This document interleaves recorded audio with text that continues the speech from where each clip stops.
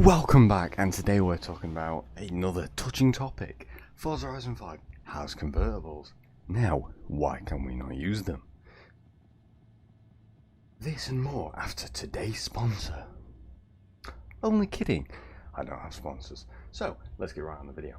So, I am in the brand new BMW Z4 M40i. I'm in a brand new car to the Forza franchise. It is a convertible. You can see that little bit of that roof back there. That little bit of roof back there. And you would think, Forza added convertibles to the game. That is something that they expressly advertised, that you will have the ability to turn cars into track mode, put their roofs up and down. But no. That ability is only for 3 cars. Yes, 3. The AMG Project 1, or the AMG 1, sorry, the Ferrari Pininfarina, and the McLaren 720S Spider. Now, these are the only cars at the minute, at this time of recording, at 20 past 11 at night, when everyone else in my house is asleep. I'm here shouting and wailing about how the convertibles and track modes in Horizon 5 are shit. Fine, they probably haven't had the chance to update the models, they haven't had a chance to add the animations. Oh, they are just lazy. Now, I love the studio to bits, and if they ever saw this, I'm sorry, but you can't argue with me. Why does this brand new car added to Horizon, it was advertised as not a working convertible? It says Roadster. But why not have a convertible? Why not have it? This is not very nice. Here we have the McLaren 720S. Now, this is a car that you can use the convertible roof. I'm saying a bit high up. This is a car you can use the convertible roof on. As you can clearly see, if we stop and then press the left thumbstick, how easy is that? Now, I don't have the Pininfarina, but it definitely works. More people have the Pininfarina, I think, in this car because it's a new car to the game. Whereas this really isn't. But yeah, so you just drive along and then say, oh, it's a fucking beautifully sunny day, we'll just take the roof down and stop. But if you want to keep driving, just hold down the thingy so you can drive with your roof up while your roof's turning. It's pretty cool. So that is the McLaren. Now, a new car that got added was the Lamborghini Gallardo Spider. Now, if we, where is it? There it is. Now, if we get in this Lamborghini, you will notice it has that same option. Now, the only major difference here is the fact that when you stop, press L, the screen goes black. Why? Just why? I'd rather have every convertible in the game to at least have this option, but it's the fact that they added new cars to the game and then gave them animations, but didn't the rest. It's not like there's many, there's maybe 10, 15 or so at a push. Convertibles, not just topless ones, in the actual game.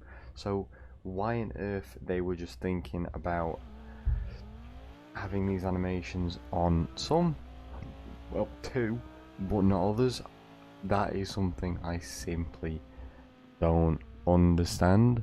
Another thing, do I own the Mercedes 1? Yes, I do. I've not been in it before because I don't like it, but the Mercedes 1 has a feature that they showed in the bloody trailer, for crying out loud.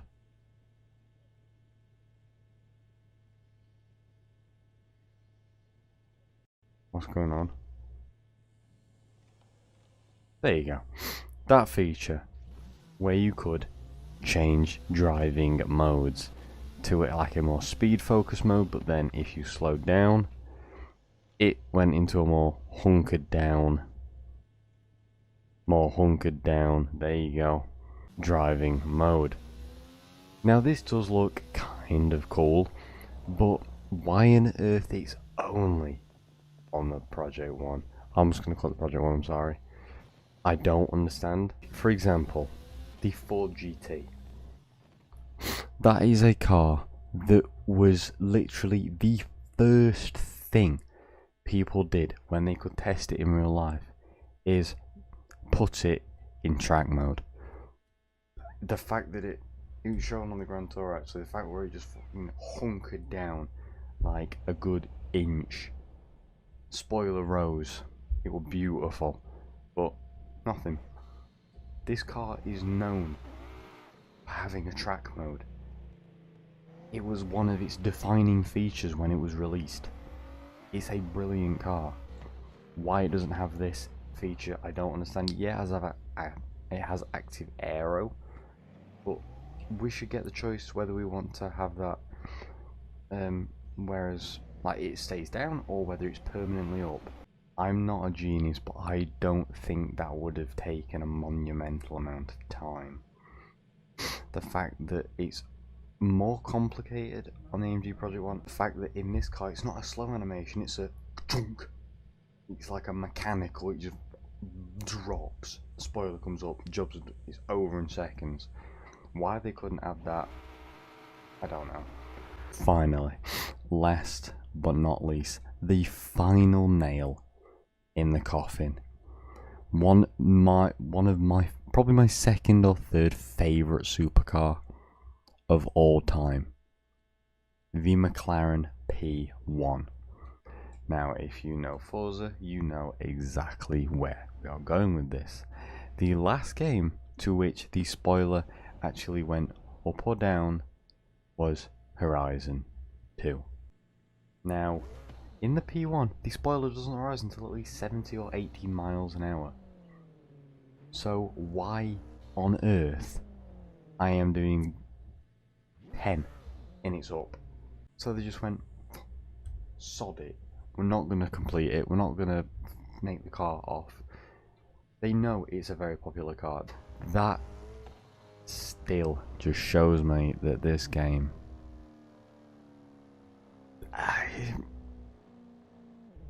Again, I'm not lacking the game. I love the game. I play it. It's a great game. But these tiny little features keep adding and piling up to make this game fit. If I were to describe this game, you would not want to play it compared to all the Horizon games, at least. Bland atmosphere, shoddy textures, car features that aren't enabled, customization has disappeared. What else? Among others. And that's just a brief me of thinking off the top of my head things that are wrong with this game. Car manufacturer's missing. Now don't get me wrong, the developers did a great job. It's a good game. But I mean, these little features add up to noticeable details, which is a shame. But the main hope I have for all these features is that one day they're just going to fix all of them in one game. Probably not going to happen, but we shall see. And one last thing, I always like to point it out, and it pisses me off no end. The number plate. I don't know how the coding for games works. I don't know. Obviously some cars have space for European plates, some cars only have space for like American sized plates. Why on earth do they still have the British plates on the P1? Simply baffles me that they leave features like this in the game and they don't fix it. I simply don't understand what their deal is with that. So Forza, in that regard, the minimum Because I think it's in England, with the cars that had the American plates, they made them smaller to have the yellow, not like British plates. They could do the same with this to make them longer. Just make them longer and have them white. And have, like, the Mexico on the side.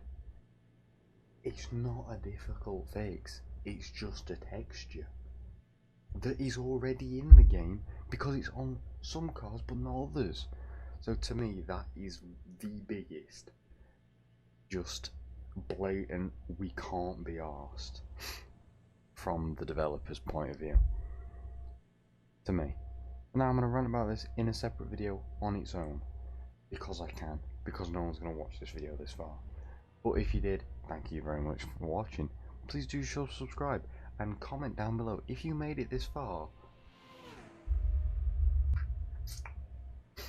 German roof boxes. No. Green leaves are good.